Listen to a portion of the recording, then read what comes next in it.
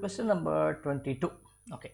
A horizontal disk rotates uniformly at a constant angular velocity v. Constant angular velocity is omega. Okay. About the central axis normal to the plane of the disk. Point x is at a distance 2l from the center of the disk. 2l from here. And point y is at a distance of l from here. Okay. From the center of this point y has a linear speed v. So this has a linear speed v. Okay. And a centripetal acceleration a. Okay. So when linear speed and centripetal acceleration is given, you can relate them. How do I write? I can write a is equal to v square divided by l, where l is the radius or the distance from this point.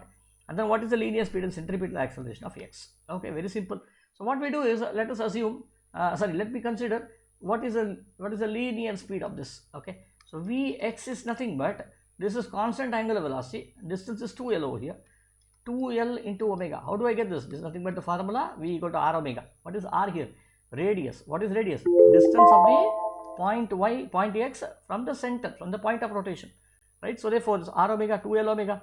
Now similarly do it for vy also. Vy is equal to l into omega, because here it is shorter distance, right? Okay, but vy is already known as v over here, so l into omega is equal to v, and now substituting this value here, I get this as 2v over here. So we got vx equal to 2v. Why did we do it? I need the value for ax here. What is ax? Ax is nothing but vx square divided by r. What is r here? 2l over here, right? So then vx square, what is vx square? 4v square 2v whole square divided by 2l, which should now be 2 1s are 2 2s are, which should be 2v square by l. What is v square by l? A. So this should be 2v. Thus what are your answers now?